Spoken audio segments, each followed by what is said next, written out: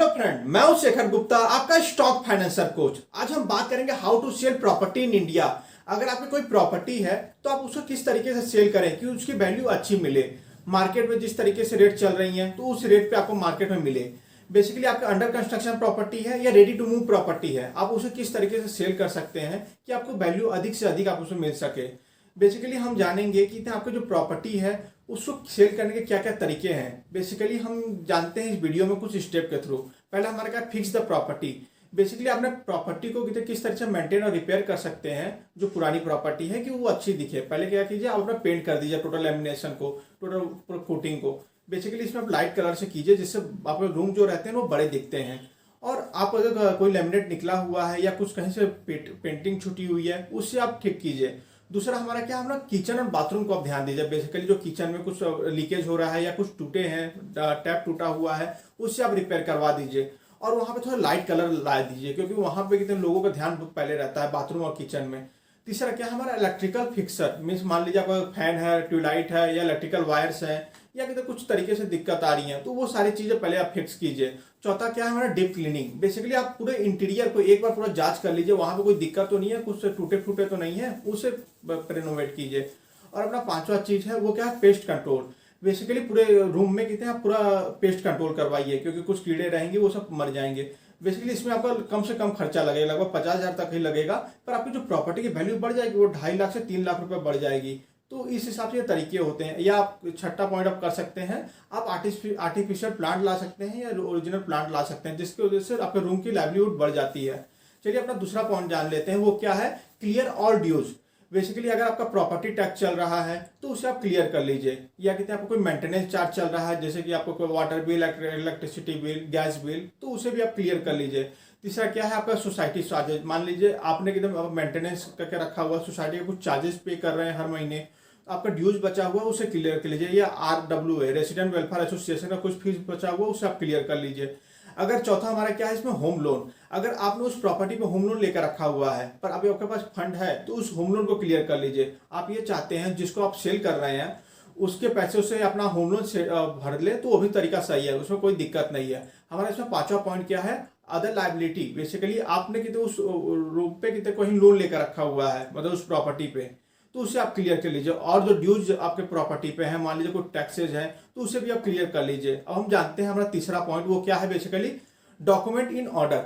जो आपके डॉक्यूमेंट है प्रॉपर्टी के उससे कितने आप एक फाइल में बना लीजिए। उसमें क्या करना, ऑनरशिप डॉक्यूमेंट पहले आपका हो जाता है। ऑनरशिप डॉक्यूमेंट मतलब कि आपके जितने भी हैं प्रॉपर्टी टैक्स या कहते हैं जो TDS आपने फाइल की है, सारी चीजें एक जगह रख लीजिए। अपना सेकंड पॉइंट क्या है, आपका चेन ऑफ टाइटल। मान लीजिए प्रॉपर्टी जब से पहले खरीदाई थी तब से अभी तक जितने उसमें बिल है, कितने सेलर ने उसे बाई किया, कितने बायर ने कितने टोटल सेल किया, ये सारी चीजें उस डॉक्यूमेंट आपको मेंटेन रहना चाहिए कि कितने हर चीज A to Z आप जिसे सेल कर रहे हैं उसे आपको प्रोवाइड करना चाहिए। और अपना जो रिसिप्ट है, जैसे आपका प्रॉपर्टी टैक्स का हो गया, वाटर बिल का हो गया, सोसाइटी बिल हो गया, इलेक्ट्रिसिटी बिल हो गया, उसका एक रिसिप्ट बना लीजिए जब तक आपने उस प्रॉपर्टी पे ऑन किया हुआ है और उसे एक फाइल में रखिए तो वो आपके लिए अच्छे रहेंगे। फोर्थ पॉइंट देख लेते हैं, वो क्या है, टाइम टू सेल। बेसिकली आपकी जो प्रॉपर्टी रहती है वो आप सही समय पे सेल कर रहे हैं कि नहीं, कि मार्केट अभी जैसे डाउन चल रहा है रियल इस्टेट तो उस समय आप सेल कर रहे हैं, या मार्केट जब अप चल रहा है तब आप सेल कर रहे हैं। क्योंकि आपकी प्रॉपर्टी की वैल्यूएशन सही तभी मिलेगी और अच्छी तभी मिलेगी जब मार्केट जब अप चल रहा हो। पहला क्या होता है, बेसिकली आपका सेलर मार्केट होता है। सेलर मार्केट में क्या रहता है, आपकी जो सप्लाई है वो बहुत कम रहती है और जो डिमांड है बहुत अधिक रहता है। मीन्स जो बायर रहते हैं बहुत अधिक रहते हैं। तो आपके पास एक बहुत अच्छा प्लस पॉइंट रहता है कि बायर तो अधिक हैं तो आप उस प्रॉपर्टी को अधिक रेट में और सही वैल्यू में आप बेच सकते हैं। लगभग ये आपको 2 से 3 मंथ में ही आपकी सेल हो जाती है आपकी प्रॉपर्टी, आपको प्राइस भी अच्छे मिलते हैं। दूसरा है आपका बायर मार्केट। बायर मार्केट आपका क्या रहता है, आपकी सप्लाई बहुत अधिक है पर बायर कम है, तो जिसकी वजह से आपकी प्रॉपर्टी की वैल्यू उतनी नहीं मिल पाती है और आपको 6 से 12 मंथ लग जाते हैं। चलिए अपना फिफ्थ पॉइंट जान लेते हैं, वो आपका क्या, वैल्यूएशन एंड प्राइसिंग। बेसिकली आपकी जो प्रॉपर्टी है जो आपके एसेट की तरह है उसकी आप राइट वैल्यू निकलवा लें। आप ब्रोकर के थ्रू भी निकलवा सकते हैं या कहते कोई एडवोकेट के थ्रू भी निकलवा सकते हैं, या आप ऑनलाइन खुद ही सर्च कर सकते हैं। बेसिकली आप क्या कीजिए, ऑनलाइन अपने जितने भी नियर बाई हैं उनका टोटल सर्च कर लीजिए किसका अच्छा है। जब वो आप सर्च कर लेंगे तो उसमें जो बेटर आएगा तो अपने प्रॉपर्टी की वैल्यू आप लगा सकते हैं। दूसरा क्या है, आपका अगर आपकी कॉमर्शियल प्रॉपर्टी है, कमर्शियल प्रॉपर्टी की आप रेंट पे डाले हुए हैं, अगर आपका रेंट जो एनुअल रिटर्न आ रहा है 6% से अबव आ रहा है तो वो आपके लिए अच्छी है। मान लीजिए आपका 8 से 10% एनुअल रिटर्न आ रहा है तो आपकी प्रॉपर्टी बहुत जल्दी सेल हो सकती है और लोग वहां पे लेना पसंद करते हैं। इसमें तीसरा पॉइंट क्या है, मान लीजिए आपको अपने प्रॉपर्टी पे वैल्यू अच्छी चाहिए, मतलब अच्छे रिटर्न चाहिए बहुत जल्दी, तो आप क्या कीजिए, कितने अगर डिस्काउंट में भी सेल कर सकते हैं सेल करिए, क्योंकि अभी मान लीजिए बायर मार्केट चल रहा है जहाँ पे सप्लाई अधिक है पर डिमांड कम है, मीन्स बायर कम है, आपको कुछ अर्जेंट नीड आ गई तो आप उसे कुछ डिस्काउंट पे दे दीजिए, मान लीजिए 5% डिस्काउंट पे दे दिया अपनी प्रॉपर्टी, तो आप उसे सेल कर सकते हैं। अब अपना 6 पॉइंट आ जाता है, वो क्या है, बेसिकली आपने हर चीज तो कर ली, मार्केटिंग आप करना भूल गए, तो मार्केटिंग हम करते हैं। बेसिकली उसमें क्या रहता है, प्रॉपर्टी का डिटेल आप जानते हैं, बेसिकली आपके जो कितने हैं, जो आपने प्रॉपर्टी ली है उसको आप बताइए, उसके प्रॉपर्टी को डिस्क्राइब कीजिए, किस लोकेशन पे है या किधर क्या क्या फैसिलिटी है, नियर बाई फैसिलिटी क्या क्या है, जैसे स्कूल है, ऑफिस है, या टेम्पल है, या हॉस्पिटल है, या मेट्रो की फैसिलिटी है, एयरपोर्ट की फैसिलिटी है, ये सारी चीज़ अवेलेबल है कि नहीं वहाँ पे, ये सारी चीज़ आप डिस्क्राइब कर सकते हैं। आपने कितने जितने आप फैसिलिटी प्रोवाइड करें या कुछ एमिनिटीज हैं वो आप बताइए उनको, जैसे कहते हैं आपके जैसे जिम हो गए, क्लब हो गए, या स्विमिंग पूल फैसिलिटी आप प्रोवाइड कर रहे हैं उस प्रॉपर्टी के अंदर, ये सारी चीज़ें वहाँ पे अवेलेबल हैं, क्योंकि लोग पसंद करते हैं कि जहाँ पे टेम्पल हो या स्कूल हो, ये सारी चीज़ें मुझे अच्छी मिले उस वहाँ पे ही, तो वो लेना पसंद करते हैं। और अपने जो हाउस प्रॉपर्टी है उसकी क्या कीजिए, आप वीडियो बना लीजिए, या कहते हैं उसका कहते हैं पिक्चर, जब ऐड आप दे रहे हैं तो उसका अच्छी प्रॉपर्टी का अच्छा पिक्चर ले लीजिए और उस पिक्चर को उस ऐड में डालिए, और बेसिकली उसका कहते हैं आपका बहुत अच्छी मार्केटिंग हो सकती है। दूसरा हमारा क्या है, आपका प्रॉपर्टी डिटेल तो हम लोग जान लिए, अब मार्केटिंग चैनल के बारे में जानते हैं। बेसिकली आप अपने ब्रोकर के थ्रू कहते हैं उसमें मार्केटिंग कर सकते हैं, और जितने ऐड भी लगा सकते हैं, ऑनलाइन भी कर सकते हैं, ऑफलाइन भी कर सकते हैं, वो आप पे डिपेंड करता है। या कहते हैं आप सोशल मीडिया आप यूज कर सकते हैं, जैसे आपका फेसबुक हो गया, यूट्यूब हो गया, व्हाट्सअप हो गया, या ईमेल हो गया, या लिंक्डइन हो गया, यहाँ पे भी आप जाकर प्रमोट कर सकते हैं।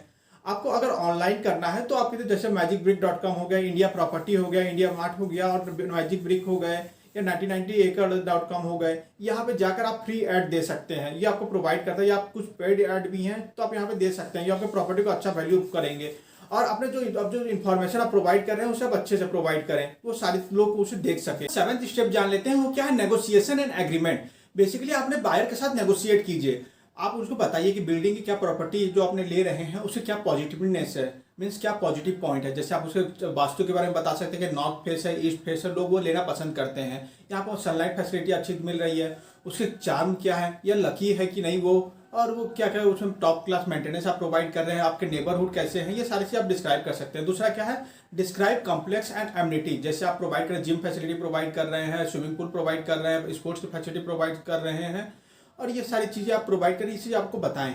और तीसरा इसमें आप क्या कीजिए, जो बायर से एग्जैक्ट बोलिए कि आप किस प्रॉपर्टी क्या वैल्यू आप सोचते हैं, तो वो बताएगा कि मेरा 1 करोड़ मैं प्रॉपर्टी की वैल्यू सोचता हूँ, पर जो मार्केट में अभी आप बोलेंगे कि क्या लगाइए 1.2 करोड़ आप बोलिए, आप फिर नेगोशिएट कीजिए, मान लीजिए दोनों रेडी होते हैं 1.1 करोड़ पे, तो दोनों आप जब तो ये एग्रीमेंट साइन हो जाएगा। अब हमें जानते हैं अपना दूसरा पॉइंट वो क्या है, एग्रीमेंट फॉर सेल। बेसिकली आप पहले क्या कीजिए, जो बायर है अगर रेडी हो जाता है तो उससे एग्रीमेंट साइन कर लीजिए अपने बीच में, और उससे जो फर्स्ट एडवांस है वो 10% होता है वो आप कलेक्ट कर लीजिए। मान लीजिए 1 करोड़ की प्रॉपर्टी है तो 10 लाख रुपए आप कलेक्ट कर लीजिए। फिर जब वो जो एग्रीमेंट में आपका क्या इंक्लूड रहना है, पेमेंट टर्म आपको रहना चाहिए, पेमेंट टाइम रहना चाहिए, 2 से 3 मंथ मिलते हैं आपको टोटल पेमेंट कंप्लीट टाइम। मान लीजिए उसने बोला कि 25% आप 15 दिन में कर दीजिए, 50% 1 महीने में कर दीजिए, 75% आपको कहते हैं 1.5 महीने में कर लीजिए, 2 महीने में 100% कंप्लीट कर लीजिए। और अगर उसे डिफॉल्ट किया तो जो 10% है वो सेलर के हो जाएंगे, अगर सेलर आपने डिफॉल्ट किया तो 20% आपको देने पड़ेंगे, वो डिपेंड कर 10% उसका और 10% अपने तरफ से।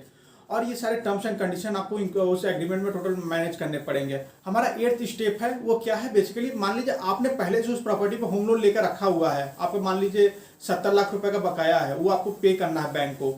तो आप क्या कीजिए, बायर को बोलिए कि वो सेम बैंक में अगर अकाउंट ओपन करवाता है उससे ही लोन लेता है, तो आपकी जो प्रॉपर्टी का चेक नहीं करना पड़ेगा, क्योंकि बैंक पहले से चेक करके रखा हुआ था, आपका लोन की प्रोसेसिंग बहुत जल्दी हो जाएगी।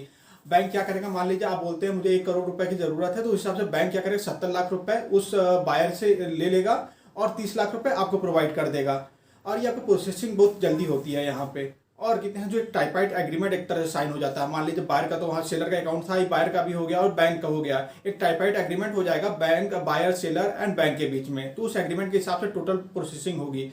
पर अगर बोलता है बायर कि मैं दूसरे बैंक से अकाउंट में टोटल पे करूंगा, वहां से होम लोन लूंगा, तो उस केसेस में क्या होगा, बैंक जो दूसरा बैंक है बैंक 2 वो टोटल आपके प्रॉपर्टी का बैकग्राउंड चेक करेगा, उसमें थोड़ा समय लग जाएगा, प्रोसेसिंग बहुत धीरे होगी। तो फिर अगर लोन भी प्रोवाइड किया तो पहले क्या करेगा, वो बैंक दूसरा बैंक है जो पहले वाले बैंक का जो 70 लाख रुपए बाकी था वो पहले पे करेगा, फिर जो 30 लाख रुपए बचा है वो आपको ऐसे सेलर आपको प्रोवाइड करेगा।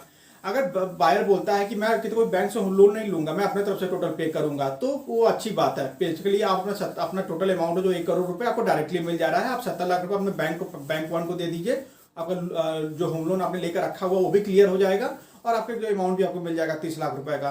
अब हम जानते हैं बेसिकली स्टेप 9 वो क्या है। आपके कितने हैं, अगर अंडर कंस्ट्रक्शन प्रॉपर्टी है उसे आप सेल करना चाहते हैं तो कैसे कर सकते हैं। अभी तो हमने कितने हैं रेडी टू मूव प्रॉपर्टी के बारे में देखा, अब अंडर कंस्ट्रक्शन प्रॉपर्टी के बारे में देखते हैं। बेसिकली प्रोसेस सेम है, आप किसी बिल्डर से अंडर कंस्ट्रक्शन प्रॉपर्टी से डील करते हैं, वहां पे टोटल चार्ज पे करते हैं। अगर आप मान लीजिए आपने सेल डीड नहीं करवाई, सब रजिस्ट्रार ऑफिस में रजिस्ट्री नहीं करवाई है, अभी आप दूसरे सेलर को बेचना चाहते हैं, तो आप क्या कीजिए, कहते हैं एक ट्रांसफर सर्टिफिकेट होता है, ट्रांसफर चार्ज पे करने पड़ते हैं बिल्डर को, लगभग 50 रुपए से लेकर 200 तक है पर स्क्वायर फीट के हिसाब से आपको पे करने पड़ते हैं, और जो दूसरा सेलर है उसके नाम प्रॉपर्टी हो जाती है। तो ये सारे एग्रीमेंट आपको ध्यान करके देने चाहिए, और आपको जो स्टैम्प ड्यूटी चार्जेस और रजिस्ट्रेशन चार्जेस रहती है वो आपको नहीं पे करनी पड़ती, क्योंकि जो अब दूसरा सेलर करेगा उसका पेमेंट, उसको फर्स्ट बायर माना जाएगा, उसी ने प्रॉपर्टी ली है गवर्नमेंट के रिकॉर्ड में। अब हम जानते हैं हमारी सब चीज़ें तो हो गई, अब हम जानते हैं वो एग्रीमेंट पर आपने साइन तो कर लिया, अब आखिरी पार्ट बचता है आपका वो हैंड ओवर करना उस प्रॉपर्टी को। उसमें क्या रहेगा, आपके टोटल सेल डीड जो रहेंगे, जो 10th पॉइंट है हमारा, सेल डीड में कितने टोटल एग्जीक्यूट किया जाएगा, सब रजिस्ट्रार ऑफिस पे आपको जाकर टोटल सिग्नेचर लिया जाएगा कि कितने आप ये प्रॉपर्टी दूसरे के नाम पे साइन कर रहे हैं, तो टोटल आपका एग्रीमेंट हो जाएगा। और जो बैंक रिप्रेजेंटेटिव है तो उससे आप जाकर अपना डीडी ले सकते हैं। जो मान लीजिए बायर ने कितने होम लोन लेकर रखा हुआ है तो आपको डीडी मिलेगा, बैंक आपको अवेलेबल करवाएगा। जब हैंड ओवर हो जाएगा तो आप क्या कीजिए, अपने जो ओरिजिनल डॉक्यूमेंट है उससे कहते हैं तो उसे किसे दे दीजिए, उस बायर को। मतलब कि आपने टोटल प्रॉपर्टी सेल डीड भी साइन कर ली, अपना डीडी भी ले लिया, डीडी लेने के बाद आपके हर चीज तो मैनेज हो गया, तो अपनी प्रॉपर्टी टोटल ट्रांसफर हो गया किसको, दूसरे सेलर को, तो ये आपके उस प्रॉपर्टी का मालिक बन गया। तो ये सारे तरीके होते हैं। चलिए मिलते हैं नेक्स्ट वीडियो के लिए, तब के लिए इतना ही, धन्यवाद।